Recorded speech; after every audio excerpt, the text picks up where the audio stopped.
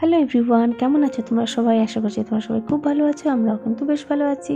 আমার চ্যানেলের আরও একটি নতুন ভিডিওতে তোমাদের সবাইকে অনেক ওয়েলকাম জানিয়ে আজকে আমাদের কালী পুজোর স্পেশাল যে একটা ছোট্ট ব্লগ বানিয়েছিলাম তোমাদের জন্য, সেটাই কিন্তু তোমাদের সাথে শেয়ার করছি। ঠিক আছে, তো দেখো এখানে কিন্তু আমি দুপুরের পর থেকে ব্লগটা স্টার্ট করেছি। আর এখানে সমস্ত যে প্রদীপ আনা হয়েছিল সেই প্রদীপগুলোকে আমি এবার সব জলে ভিজিয়ে দিয়েছি।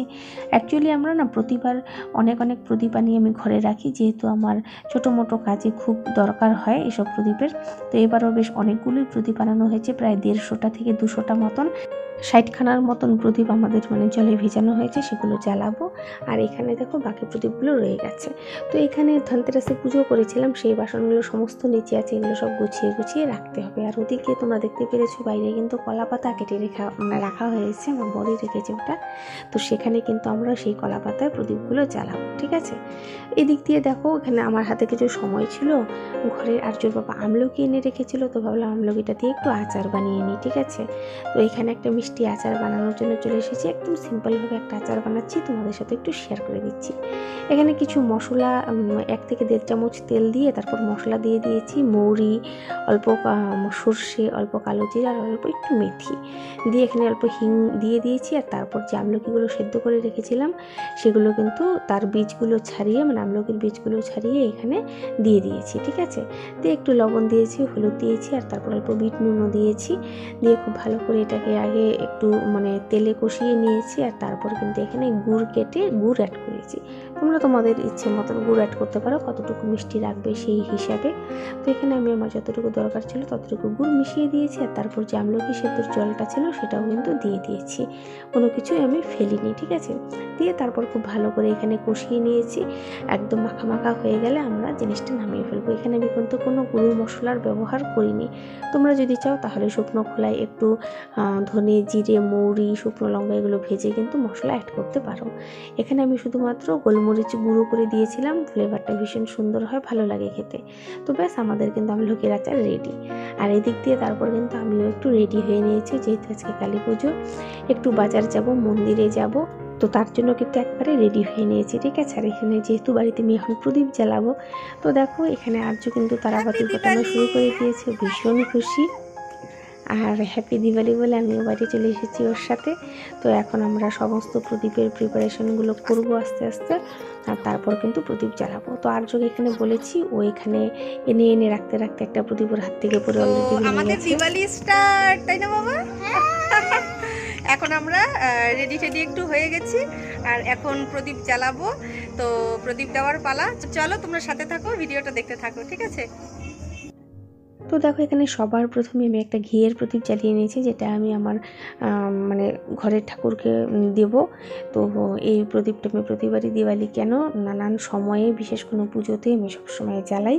আর তারপর কিন্তু প্রতিটা প্রদীপ জ্বালিয়ে নিয়েছি, যে দেখতে পাচ্ছ সমস্ত কিছু থালায় রেডি করে নিয়েছি। তারপরে এখান থেকে কিন্তু আমি সব কিছু বাইরে একটা করে প্রদীপ জ্বালাবো। তো আর্য ভীষণ খুশি। আর একসাথে যেহেতু আমরা এবার মন্দিরেও যাব, তো আর্য আমাকে বলছিল যে ওর সাথে আমাকে একসাথে আমার সাথে প্রদীপ দেবে। তো তার জন্য কিন্তু আমরা সবাই মিলে, আমরা 3 জন মিলেই কিন্তু রেডি হয়ে গেছি, যে দেখতে পাচ্ছ কলা পাতাগুলো নিচে দিয়ে দিয়েছি। আর তারপর কিন্তু উপরে একটা করে প্রদীপ এভাবে দিয়ে দেওয়া হবে। তো দেখো, দেখতে থাকো তোমরা ভিডিওটা, আশা করি তোমাদের ভালো লাগবে।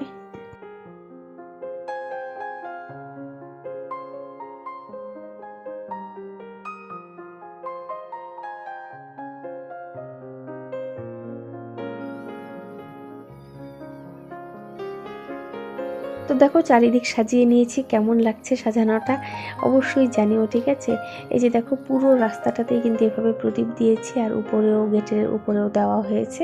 তো ব্যাস, এই ছিল আমাদের ঘরের ছোট্ট ডেকোরেশন। আর কেমন লাগলো অবশ্যই জানিও। আর এরপর আমরা একটু আমরাও একটু তারাবাতি ফুটিয়ে নিচ্ছি, নানান রকম বোম একটু ফুটিয়ে নিয়েছি, যেহেতু অনেকটাই রাত হয়ে যাচ্ছিল। তো প্রদীপগুলো জ্বালাতে না অনেকটাই দেরি হয়ে গেছে। আর তার মাঝে কিন্তু আমরা মন্দিরে গিয়ে অলরেডি চলে এসেছি পুজো দিয়ে, ঠিক আছে। তো এই যে দেখো দিয়ে এসে আমরা কিন্তু একটু রেডি হয়ে গেছি, আর যেহেতু 2 দিন পর আমি শ্বশুরবাড়ি যাব, তো সেজন্য এখানকার যে পুজো মণ্ডপগুলো আছে তো ভাবলাম সেগুলো একটু ঘুরে আসি, নয়তো কিন্তু আর ঘোরা হবে না। তারপর রেডি হয়ে আমরা বেরিয়ে গেছি। তো দেখো রাস্তায় যেতে যেতে কত সুন্দর বাড়িগুলোকে সাজিয়েছে, কি ভালোই না লাগছে দেখতে। আর এইভাবে কিন্তু রাস্তায় যেতে যেতে অনেক ছোট ছোট কালী মণ্ডপ আমরা দেখতে পেয়েছি। তো দেখো একটা পুজো মানে প্যান্ডেল তোমাদের সাথে শেয়ার করে দিচ্ছি। এটা হলো ময়নাগুড়ির হসপিটাল পাড়ার পুজো। বেশ ভালোই করেছিল পুজোটা, একদম রাস্তার উপরে হয় পুজোটা, সুন্দর লেগেছে দেখতে। তো তারপর চলে এসেছি আমরা শহীদগড়ের পুজো দেখতে। এটা হলো শহীদগড়ের পুজো, বেশ সুন্দর করেছিল পুজোটাও।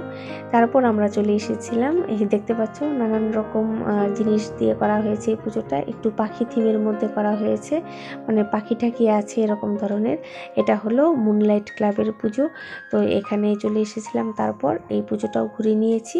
প্রতিটা জায়গায় মায়ের মূর্তি ভীষণই সুন্দর হয়েছিল, খুব ভালো লেগেছে দেখতে, আর বেশ আরও এনজয় করেছি আমরা, কিন্তু তার সাথে সাথে অনেকটাই এনজয় করেছি। আর তারপর চলে গেছি আরও একটি পুজো মণ্ডপে। তোমরা সাথে থাকো, দেখতে থাকো, ঠিক আছে।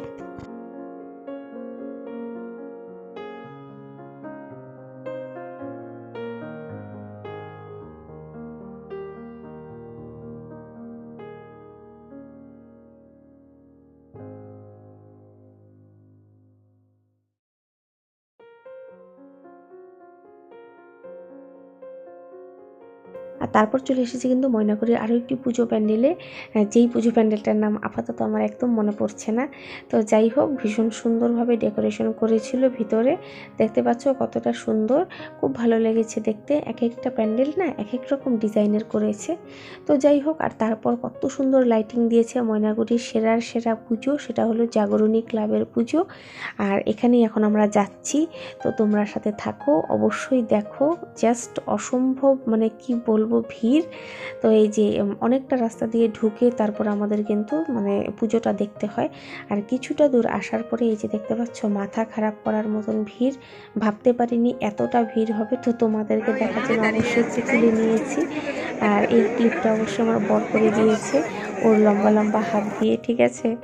তো আমি এত দূর তুলতেও পারছিলাম না যে কতটা ভিড় হয়েছে, ওকে বলাতে ও তুলে দিয়েছে। তো তোমাদেরকে একটু দেখালাম, আর আমারও স্মৃতির পাতায় অবশ্যই থেকে যাবে।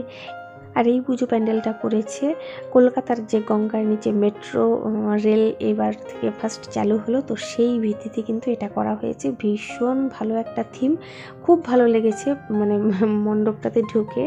তো ফার্স্টেই ছিল এই ধরনের থিম, একদম দেখলে ভাববে কোনো ট্রেনের ভিতরে আছি। একই রকম ভাইব্রেশন থেকে শুরু করে এসি থেকে শুরু করে সমস্ত কিছু ভিতরে ছিল। তো যতটুকু পেরেছি তুলেছি। ভীষণ ভিড় ছিল, দাঁড়াতেই দিচ্ছিল না কোনো মতেই। তো তারপর কিন্তু এখান থেকে গিয়ে ঢুকে এরকম প্যান্ডেলটাও খুব সুন্দর করে মানে করা হয়েছে, যেখানে মায়ের মূর্তি বসানো হয়েছে। মায়ের মূর্তিটা একদমই অন্য রকমের ছিল, একদম ভিন্ন রকমের একটা পুজো কিন্তু এবার জাগরণী ক্লাব আমাদের উপহার দিয়েছে, ঠিক আছে।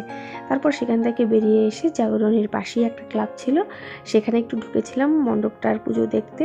এখানের থিমটাও খুব ভালো ছিল, মেয়েদের কিভাবে আমরা বাঁচিয়ে রাখতে পারি, নানান দিক থেকে সেফ রাখতে পারি, তো সেই সমস্ত কিছু নিয়ে কিন্তু এই থিমটা ছিল।